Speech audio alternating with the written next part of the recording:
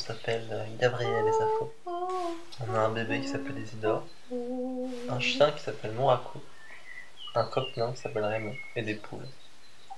Une maison, un terrain, et des buts. Et un tandem super chouette.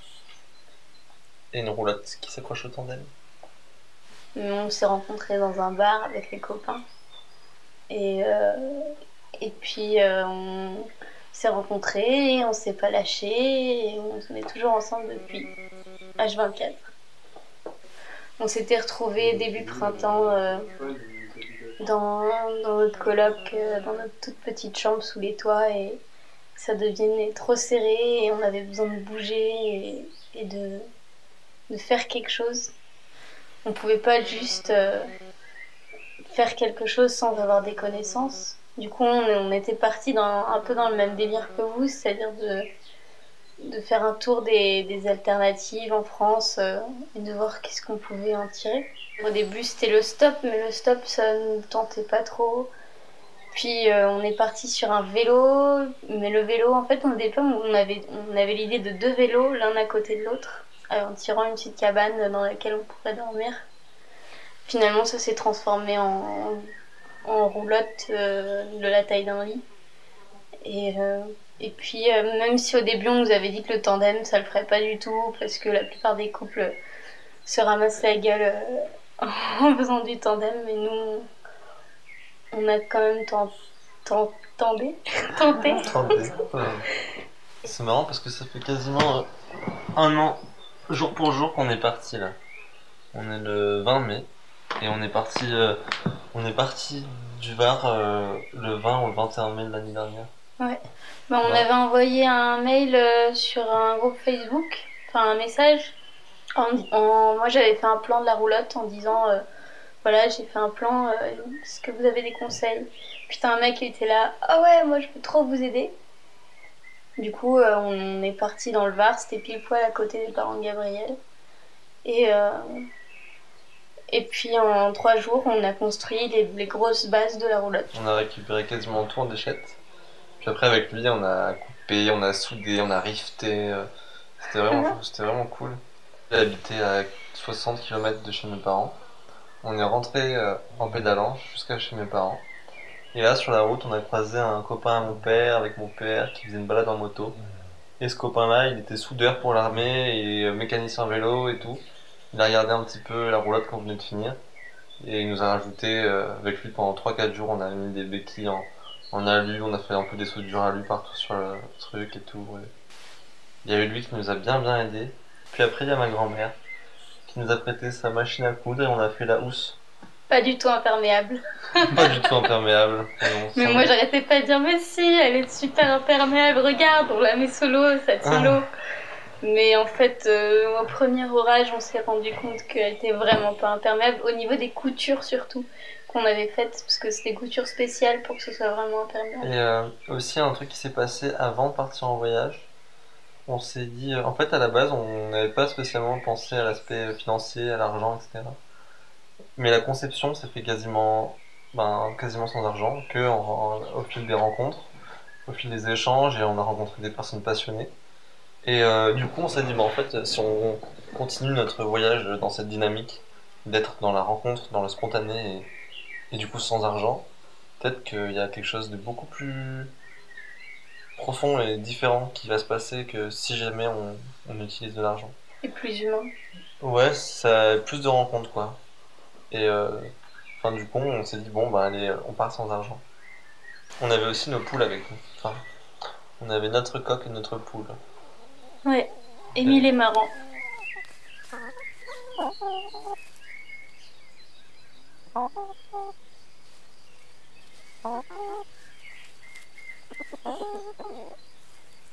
À la base, on avait envie de faire le tour de France et aller de communauté en communauté. La première qu'on avait en idée, c'était l'Aude. Et c'est la seule qu'on a fait au final. Et c'est pas quand? C'est à la métairie blanche. On a rencontré plein de personnes qu'on pensait pas rencontrer. Surtout des gens de tous les jours, quoi. Des gens qui ont leur petit travail, qui sortent le matin en voiture, qui sont pas forcément bien dans leur vie, qui ont fait des choix qui les satisfont pas Des trop. gens qui n'ont pas l'habitude d'accueillir d'autres personnes aussi, Ouais. qui sont pas forcément ouverts aux autres, et c'est pas évident. Et puis nous, on C'est trop arrive bien. avec nos sourires, nos bronzages un peu trop rouges et nos poules et notre coq qui chante. Il y en a eu qui ont peur de nous. Ouais, mais finalement, en fait, on s'est rendu compte qu'ils avaient tous envie de se pouvoir partager la beauté qu'il y a en eux, quoi. Ouais. Qu'ils avaient tous envie de pouvoir nous montrer qu'en fait, eux aussi sont ouverts, eux aussi, ils ont l'aventure en eux, la joie de vivre.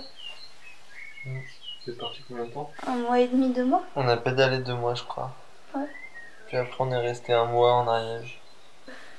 On s'est fait des cols à 700 mètres, hein, Ouais. avec 100 kilos de la roulotte, 20 kilos du tandem, 50 kilos de toi et 70 de moi. Et Ça puis faisait moi, un j'ai grossi bon, au fur et à mesure, mais bon, ça c'était après l'autre. Ça faisait un bon petit paquet à transporter. On en a eu beaucoup des moments comme ça où on galère beaucoup. Des moments où on a les larmes au bord de la gorge, on a envie de pleurer. Ça devient tellement dur qu'il faut que ça sorte. Ouais. On a eu quelques petits moments comme ça. On s'est pris des grosses grêles aussi. Ah ouais, Des on s'est grosses pris des tempêtes. énormes grêles avec le Mouraco, notre petit chien. Mais on a toujours eu des réconforts ensuite. Après la tempête, c'était la première tempête grosse qu'on s'est pris. On s'est fait accueillir. On avait un lit, on avait une douche chaude, on avait de quoi manger. Enfin, Ouais. on avait demandé avant. On s'était pris la tempête, on s'était rendu compte que notre bâche n'était pas étanche. On avait dormi, on s'était pris la flotte. Et le lendemain, on s'est dit bon, allez, à midi, on veut un lit, un bon repas, plein de légumes et une douche chaude. On expérimentait le pouvoir de l'intention. Et puis, et à midi, c'est ce qui s'est passé. on avait un lit, Un une studio en bonne plus douche. pour nous. Ouais, tout on seul. avait tout un studio pour nous. On avait des gens qui étaient à 70 ans et qui étaient dans la même énergie que nous, avec le même amour, qui pouvaient se partager. J'avais 70 ans, ils s'aimaient trop et ils se faisaient des balades au Mexique en sac à dos à leur âge comme ça. Ils étaient hyper ouverts, c'était des baroudeurs. Et là, quand on est arrivé, ils allaient partir en camping-car, se balader au bord de la mer. Ils savaient pas où ils allaient. Mais Ouais, je ils savais allaient. pas où ils allaient. C'était super chouette. Et ils nous ont laissé leur studio comme ça. Et puis le marché bio où on avait demandé de l'aide, ils nous ont fait toute une cagette de légumes. Donc on avait tout ce qu'il fallait. Et ça c'était tout le temps. Ça s'est beaucoup fait comme ça. On a beaucoup demandé au marché, au magasin bio. On a essayé aussi de faire des échanges, de faire du dessin, de rendre service. Mais les gens, ils ont surtout envie de donner. Et à ce moment-là, on n'était pas dans le troc obligatoire. On a refusé l'argent qu'on nous a donné, parce qu'on voulait vraiment faire sans argent. Tout le long de la route, on nous a proposé beaucoup d'argent en fait. Si on avait accepté tout l'argent qu'on nous a proposé, on aurait eu 200 balles, je pense, à la fin du trajet. Ouais. Mais quand les gens ils venaient avec leur billet de 20 euros, on disait non, on préfère juste un peu à manger. Du coup, ils revenaient avec des pâtes. Ils comprenaient pas, c'est bizarre, avec 20 euros, tu peux avoir plus qu'un paquet de pâtes. Hein. Et oui, mais c'était pas la même énergie non plus. Non, c'est ça dont on avait besoin et c'est ça qu'on recherchait aussi. C'était quelque chose où au-delà de tes paroles, tu vas faire quelque chose qui va vraiment changer quelque chose, créer quelque chose, que ce soit pour toi ou pour la collectivité. Et là c'était magique parce que ça fonctionnait. Et ça nous a beaucoup inspiré. Là, vous avez fini une aventure, mais vous en avez débuté une autre. Ouais. Ouais. En fait, je suis tombée enceinte dans l'Aude, à la Métairie Blanche. Et à partir de ce moment-là, j'ai eu la fatigue de début de grossesse. Donc Gabriel a pédalé tout seul de l'Aude à l'Ariège. Et en me tirant, moi je dormais sur la roulotte, c'était bien. Hein. Ouais, c'était cool. On s'est fait des bons cols comme ça. Tu t'es fait des bons cols comme ça. Ouais, mais tu me lisais des livres pour me Voilà, moi encourager. j'encourageais. En me lisant des bouquins. Et puis du coup, après, on s'est arrêté en Ariège. On avait des copains qui, eux, voulaient créer, enfin, dans l'optique, ils voulaient créer une collectivité aussi. Ouais, Sauf que l'énergie était pas du tout la même. Et c'est un lieu ultra étrange où... bah, c'est un beau lieu, il y a beaucoup de terrain, Ouais. c'est chouette, mais c'était plus une coloc où les gens se parlent pas trop et font pas des choses ensemble plutôt qu'une communauté. C'était une Puis coloc sur un grand terrain. ils veulent pas, tu sens qu'ils veulent pas en fait. Ils essayent et puis, Mais après là, peut-être ça a changé puis maintenant. ils veulent pas. Et après, oui, il y a eu d'autres gens qui sont arrivés, mais en tout cas, de notre expérience, malgré le lieu magnifique, on est resté bloqué. Et là, pour le coup, on s'est retrouvé dans l'inverse, c'est-à-dire beaucoup de paroles et pas d'actes. Et c'est ultra lourd à porter quoi. Enfin, tu te rends compte que ça avance pas. Puis nous, on voulait pas ça quoi. Puis au bout d'un moment, on n'arrivait plus à partir. On s'est vraiment fait coller quoi. On a pris notre poule puisque notre coq est mort à cet endroit-là justement.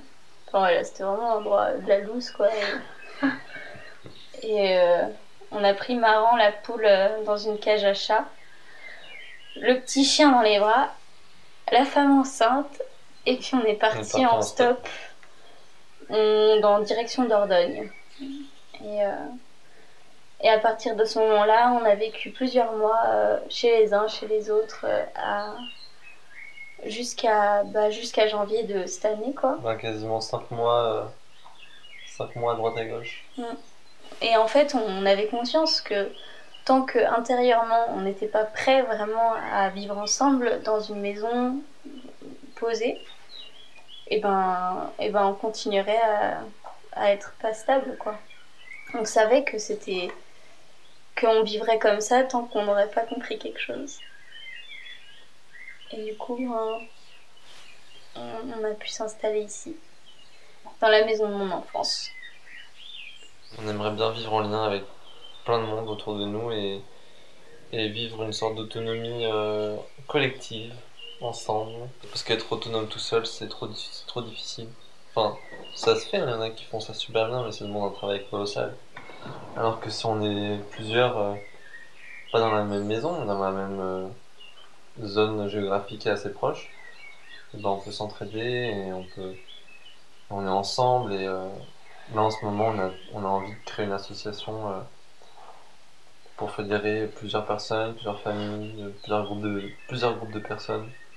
Mais c'est nos besoins qui sont pas que des besoins en nourriture, mais des besoins Tous les niveaux, humains en fait. aussi, à tous les niveaux. Et on essaye de s'inspirer de la flore permaculturelle pour atteindre tous ces niveaux justement. Et au début, en fait, en s'installant ici, on était tout seul, on savait pas trop qui habitait autour de nous, et puis on a accouché. C'était d'abord l'accouchement et ensuite Ouais. le reste. Mais en même temps, avant d'accoucher, on avait déjà commencé nos buts. Et par votre présence, on a pu vraiment identifier quelles étaient vraiment nos envies et nos besoins. Et en fait, on a envie de... Tous nos désirs qu'on a pour nous, juste pour nous, on a envie de les partager. Et on a envie de pouvoir partager aussi ce lieu, cette maison. Je trouve que si on partage pas, ça se crée pas vraiment concrètement dans quelque chose de plus diffus, quoi. Si je garde tout pour moi, je vois pas l'intérêt de le faire, quoi. D'ailleurs, t'as dit on a accouché. Oui, Bah ouais, on a accouché, hein. C'est clair. bah ouais, puisque j'ai pas accouché toute seule, parce que j'ai pas fait un bébé toute seule, je l'ai pas porté toute seule.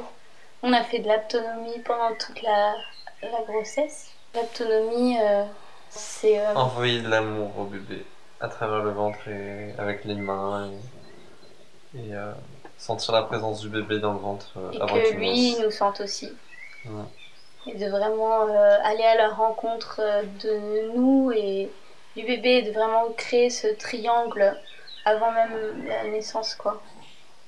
Pour qu'on puisse déjà rentrer en lien avec elle avant ça. Et ça nous a bien aidé pour l'accouchement. Ouais. Et c'est parce que c'était comme une danse un peu. Où là, pour le coup, c'est moi qui dirigeais et toi, tu m'as suivi. Ouais. Parce qu'on l'a dit assez tôt pendant la grossesse, qu'on avait l'intention d'accoucher juste tous les deux.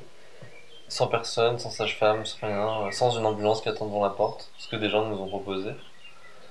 Mais ça dérange beaucoup, ça fait très très peur. On nous a dit toutes sortes de trucs. Puis on a eu le malheur de le dire à une gynécologue qui nous a suivis, qui a fait une crise.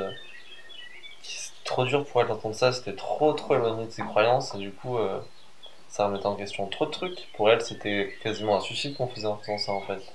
Pour elle, il y avait une chance sur deux pour qu'on meure ou pour que le bébé meure. On l'avait croisée une fois, elle nous avait quand même inscrite à l'hôpital en disant oui, mais je vous ai quand même inscrit, hein, parce que c'est quand même dangereux ce que vous faites là. Mais on l'avait vraiment choquée, en fait, elle a failli pleurer cette femme. Ouais. Parce que c'était trop dur pour elle de prendre conscience de tout ça, qu'on puisse aller complètement à l'encontre de tout ce qu'elle avait appris.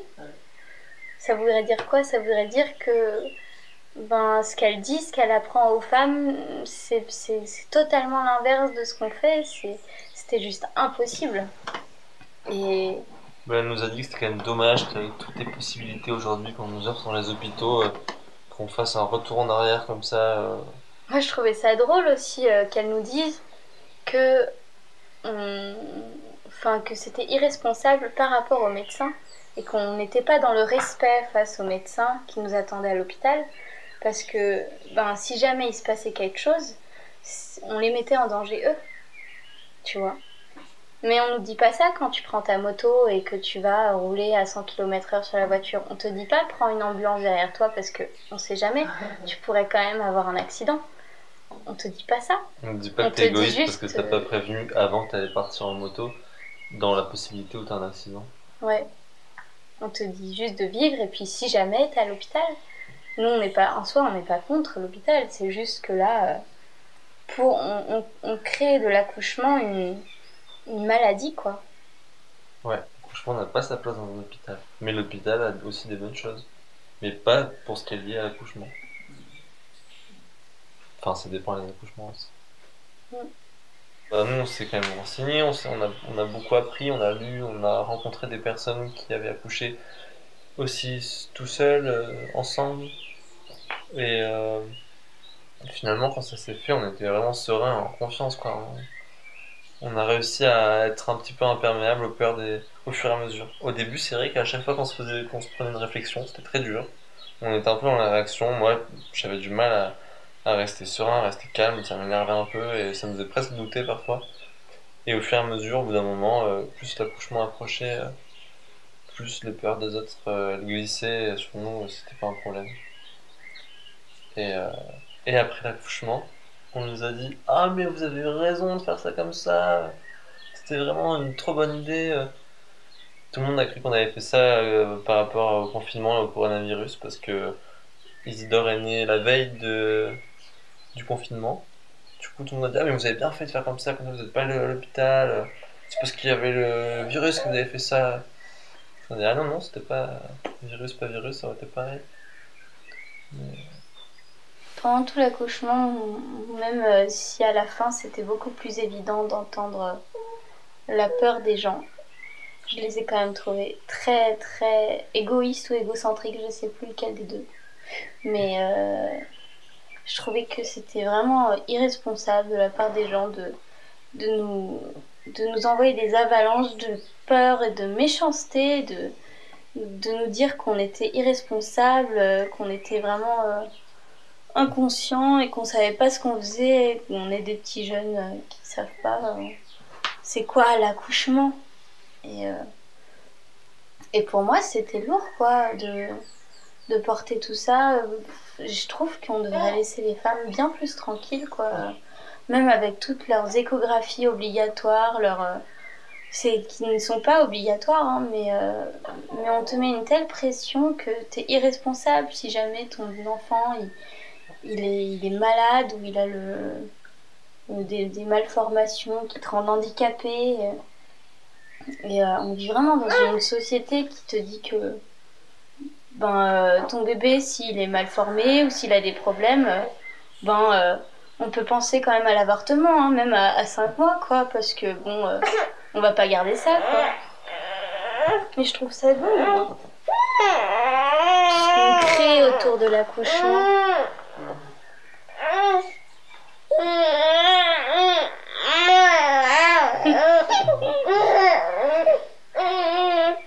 Pendant tout l'accouchement, il y a une mésange qui a toqué à la fenêtre. L'accouchement, il a duré 12 heures. Il a commencé vers 4 heures du matin. Et dès qu'il a commencé à faire le jour, il y a une mésange qui est venue, qui volait sur place pour voir devant la fenêtre pour voir ce qui se passait dans le salon. Puis qui est retombée, qui revolait sur place. En fait, elle est sur place devant la fenêtre du salon pendant des heures. Pendant des heures, elle était là, derrière la fenêtre, à toquer, à regarder, à observer. Elle avait très envie de rentrer. C'était vraiment... ouais, la mésange était là, quoi. Vous étiez protégé. Ah bah là, franchement, on s'est dit, bon bah, tranquille. Par vos anges. Ouais.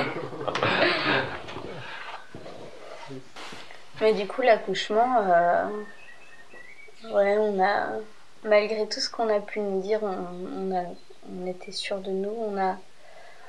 On a lu le livre Accoucher par soi-même, qui nous a réconfortés dans notre choix. Et qui mettait aussi le doigt sur toutes les atrocités qui se passent à l'hôpital.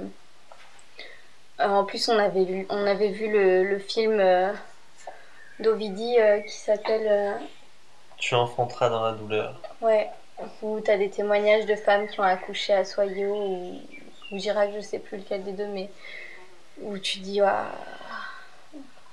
c'est dur quoi, c'est vraiment dur.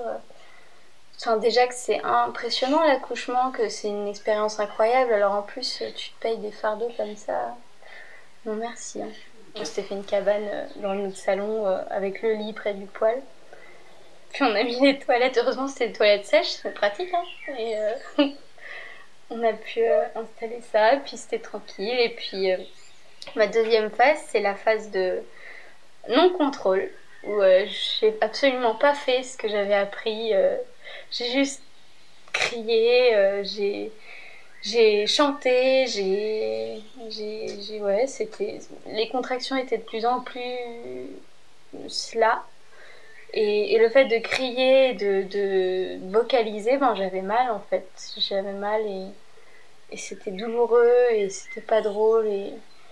Et puis à un moment, je m'assois et je me dis, mais je vais pas du tout pouvoir continuer cet accouchement comme ça. Je vais être crevée en fait. C'est impossible de tenir ça comme ça.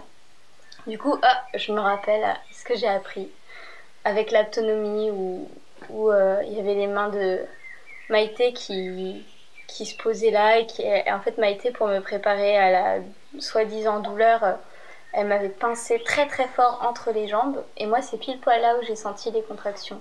C'était au niveau des cuisses quoi, j'ai senti tout dans les cuisses et du coup c'était super pratique puisque c'est là où elle m'avait pincé. Du coup ok, je visualisais les mains de Maïté et je me disais ok, c'est bon en fait. Et du coup je refaisais ce que j'avais pratiqué avec elle en autonomie et plus de douleur. Et après j'avais lu un livre aussi qui s'appelle Le Souffle de Frédéric Le Boyer, que ma mère m'avait apporté juste quelques jours avant et où tu avais une femme qui expliquait le souffle, comment il pouvait être accompagné, enfin, comment il pouvait accompagner les contractions. Et du coup, j'ai mélangé les deux, autonomie et souffle. Et je suis devenue complètement silencieuse. Et chaque contraction, je l'accueillais, je savais l'accueillir. Et c'était vraiment chouette, quoi. C'était vraiment beau. Et Gabrielle a cru que c'était une pause. Mais c'était tout aussi intense. Mais juste que l'intensité était différente, en fait. Et je me sentais forte, hein. C'était vraiment beau et je la sentais vraiment là, je pouvais vraiment l'accompagner, Isidore, être pleinement là pour elle et l'écouter, et l'accueillir et m'ouvrir. Et puis après j'ai eu ma 4e phase où je suis rentrée en transe, où là j'avais plus de questions de souffle ou de quoi que ce soit, ou juste j'essayais de me mettre dans la position qui irait le mieux et puis mais j'ai quand même, ouais, c'était extase, je sais pas comment dire les mots. À ce moment-là, j'ai eu des visions où j'ai vu des oiseaux tout blancs partout voler autour de moi. Des espèces de grandes corneilles avec des grandes langues qui étaient là pleines de lumière et c'était ultra intense. et, et puis j'étais là, Gabriel, alors il y a quelque chose qui sort et puis oui, ça sort, mais c'était pas du tout le bébé. et puis... Et puis lui, il a su être tellement calme et serein et t'as tellement pu être mon pilier quoi. C'était vraiment chouette de pas avoir une espèce de tafiole qui crie dans tous les sens. Bah c'était chouette hein. Et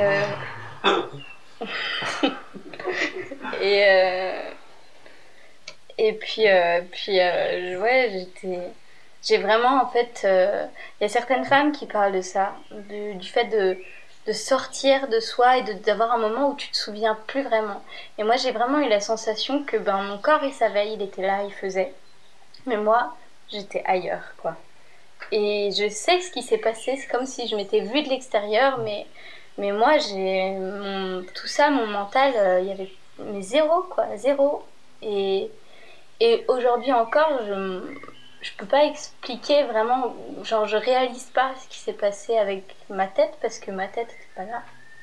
Et je me suis accrochée au trapèze, je me suis posée sur le ballon et puis là elle est sortie et c'était étrange. Ça sortait quoi. Et ça je trouve que c'est fort de pouvoir vivre ça tous les trois parce que du coup on peut vraiment vivre tous les trois.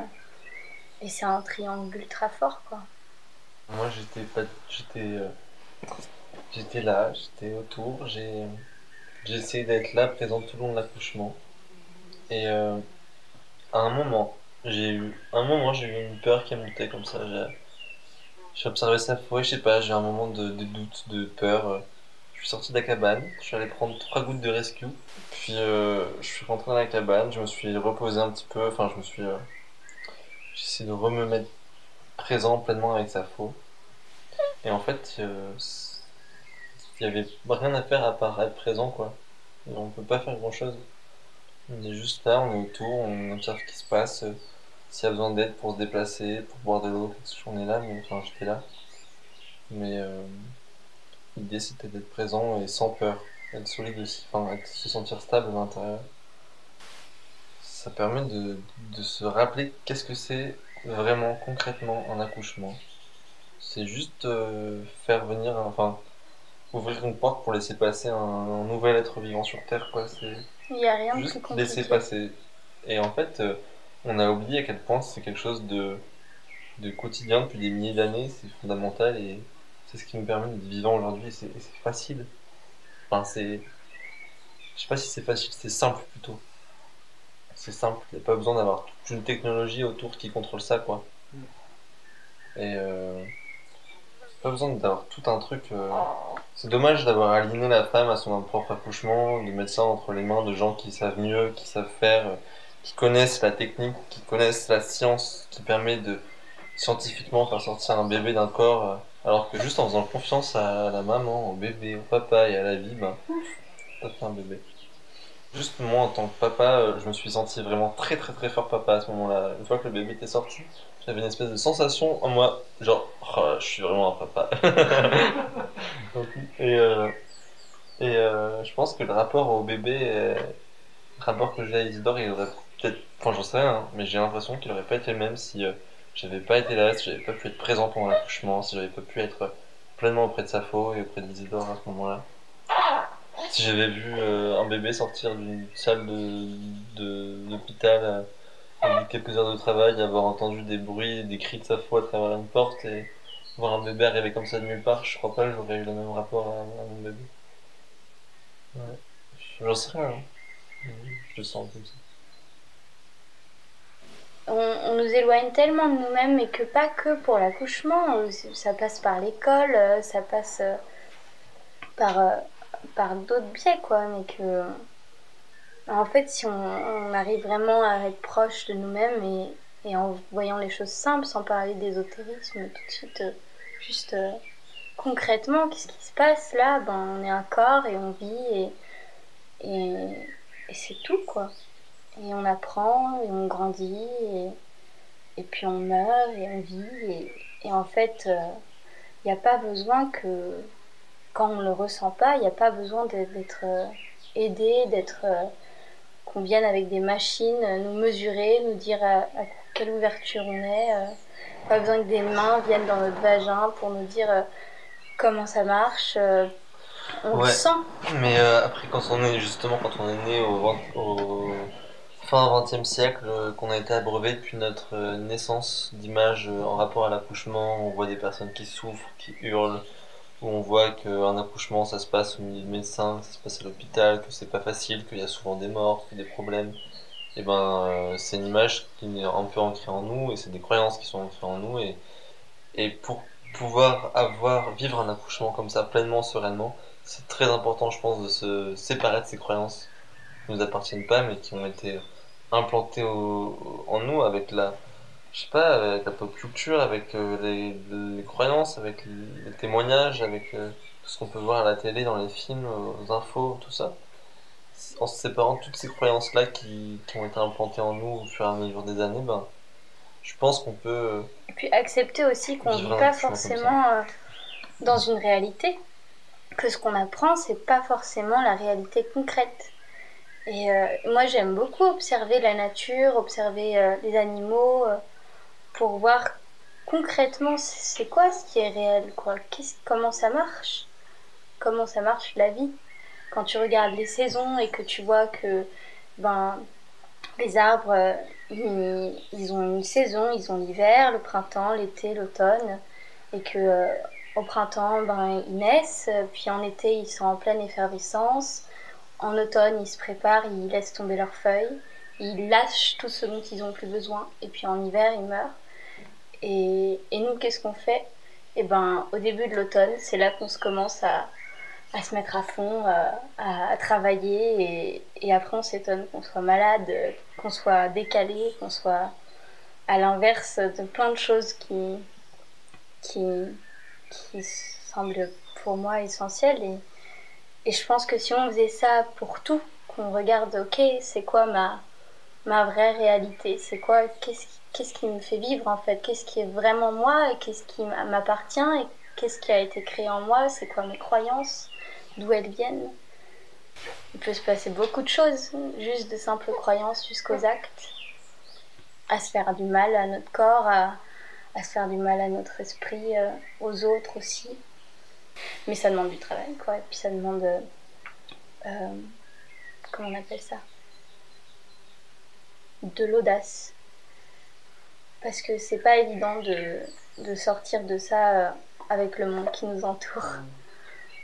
Se libérer du connu. Ouais. Et du conditionnement.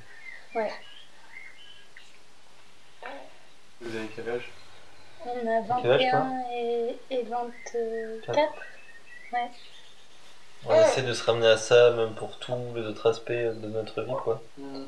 Genre là, les voisins ont beaucoup de mal avec le fait qu'on fauche notre foin, Ouais. alors qu'on pourrait filer un coup de tondeuse, ça irait beaucoup plus vite, ce serait beaucoup plus facile, Ouais. mais pas plus simple, quoi. Ouais, non. Faire une faux, c'est tellement moins compliqué que faire une tondeuse. Ça demande tellement moins de trucs sales, d'énergie fossile, de plastique, de métal. Et puis ça dure tellement plus longtemps. Et ça fait du bien encore de toucher. C'est simple, mais c'est pas plus facile. T'as testé, hein. C'est pas plus facile, mais c'est plus simple. Facile. Et pour tous les autres aspects, on a envie de se rapprocher de choses qui sont beaucoup plus en cohérence, qui sont moins éloignées de ce qui nous entoure, sans artifice, quoi, plus simple. Juste plus simple. Yes. Mais ça veut pas dire plus facile. Puis la facilité, je sais pas ce que c'est. Je dis, on a l'habitude de conclure nos interviews, même si c'est que la deuxième, par demander à nos hôtes Une citation. Une citation, voilà, une citation qui peut vous inspirer, que vous avez envie de partager, qui vous guide. Enfin, voilà, peut-être une citation de vous, une phrase de vous, ce que vous voulez. Voilà le dernier mot, le mot de la fin. Moi j'ai ma phrase magique, Ton mantra. mon mantra. Vas-y, balance. Ma phrase magique c'est je veux me libérer de tout ce qui m'empêche de vivre dans la plus belle harmonie pour m'accomplir et être pleinement heureuse. J'ai une petite citation que j'ai lue il y a pas longtemps dans un livre et en ce moment elle me motive pour tout, pour le jardin, pour la création d'une association, pour plein de trucs. C'est